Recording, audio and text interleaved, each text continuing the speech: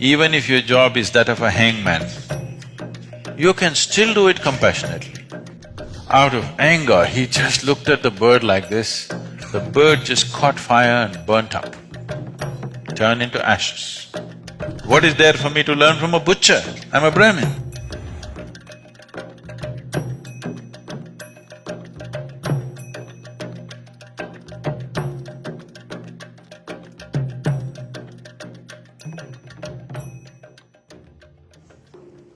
Let me tell you, there was a sage who's very famous in India,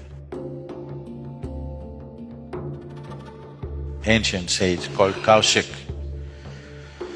When Kaushik was yet to become famous, a young sannyasi, he had a dip in the river and sat under a tree for his morning practice. With a slightly upturned face,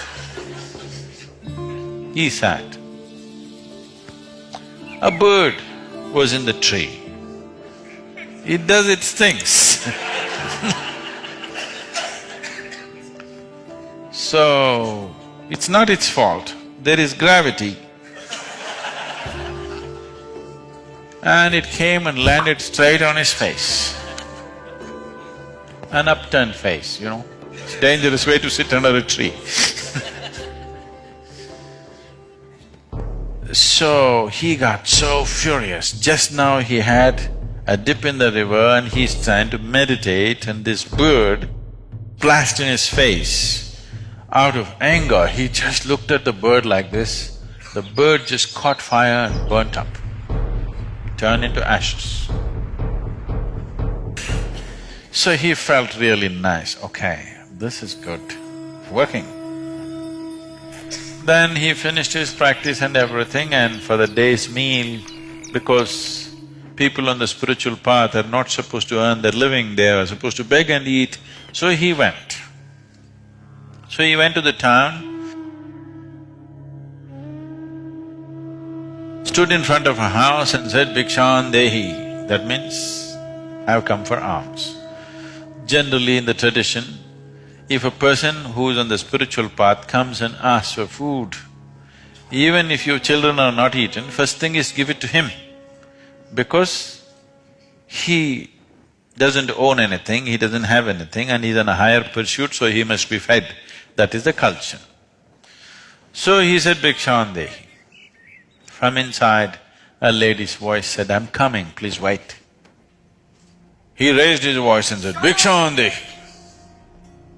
So just this today morning, the bird, you know, it's given him a little kind of oomph to his spiritual process. She said, "Please wait, I'm coming." He raised his voice further, "Bhikshan dehi," he shouted. She said, "Wait for a few minutes, I'm coming." But he went on shouting. Then the lady came. And he yelled, "How dare you keep me waiting like this?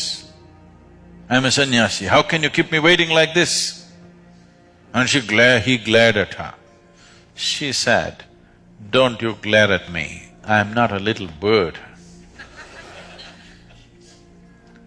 So then because it happened only today morning, it's not been in the newspapers.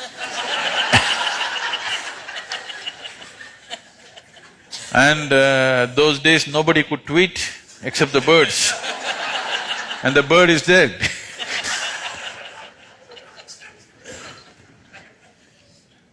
So he said, "How do you know?" He said, "It doesn't matter, don't glare at me.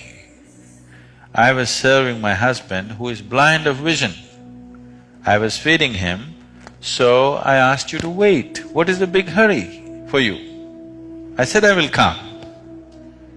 He said, "But how do you know?" She said, "It doesn't matter. It's in your kind of mode, the way you are right now, you cannot know all this." Then he begged her, "Please take me as your disciple, I want to learn from you." She said, "I am a housewife, I don't take disciples. You can go to my guru if you want. I'll give you the address." So she gave the address. She told him where to go. Then he followed the instructions and went.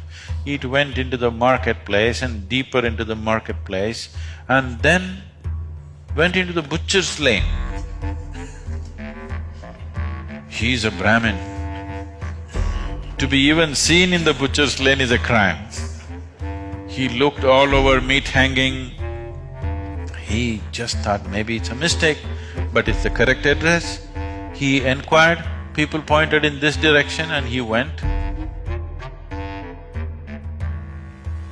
Then he asked around, people said, okay, this is the man there. And he's all blood splattered and cutting meat. He thought, for sure there must be a mistake. This is not it. Even if it's true, I'm not willing to learn from a butcher.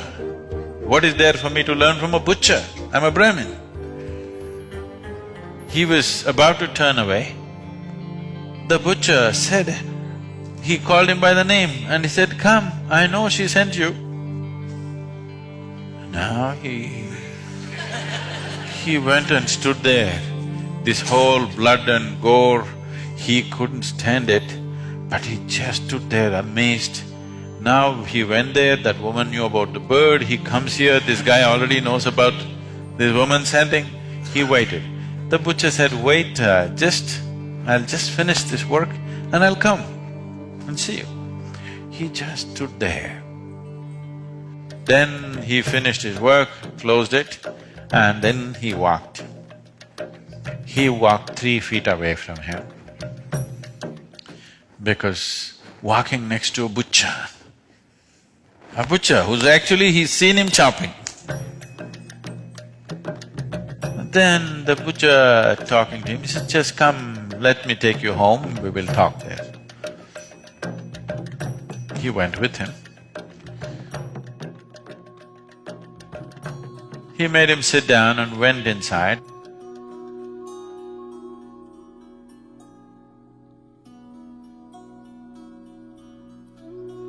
Showered, changed, came and he said, just give me some time. I have sick parents, I need to serve them. I need to take care of them first. So he went in and took care of these old parents and then came back and sat down.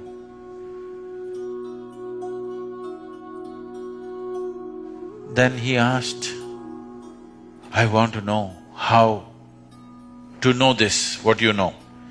Morning, that lady knew about the bird. Before I come, you know about me. How is this? I want to know this. He said, just learn to take care of something with absolute involvement. Something, it doesn't matter what. She takes care of her blind husband, I take care of my old parents. And when I chop these animals, I chop it with minimizing their suffering to whatever. I have chosen to be a butcher because if somebody else becomes a butcher, he may hurt the animals.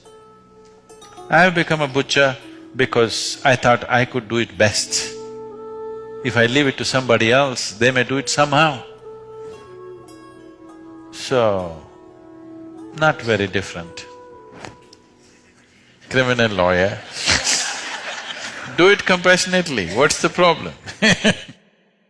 You may do lawyer's work, you may do some other work, it doesn't matter. All kinds of things need to be done in the world, you have to do it.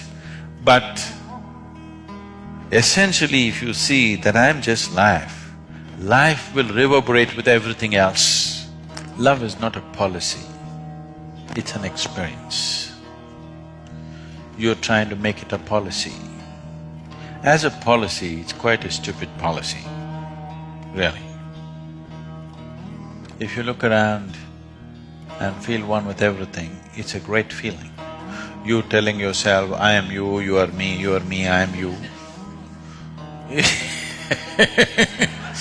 It leads to a completely different rubbish. Don't like anybody, don't dislike anybody, just be with them. As you can be with the trees and the clouds and the mountains and everything else. Suppose you say, I love your children, love my children. What do? You do whatever is needed. Yes or no? Isn't that what love is about? You do only what's needed, you're not prejudiced. So prejudice happens. because you identified with something or the other. When I say prejudice, you need to understand, the moment the mind gets identified with something, you have a certain kind of prejudice.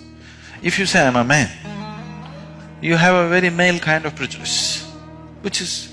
you won't know. Others think you're something else, you know? They have bad names. Others… the moment you say, I'm Indian, you have an Indian kind of prejudice. Whatever identity you take, your mind works only around that and it makes it look like it's all right, that particular thing, whatever you identified with, everything else looks different.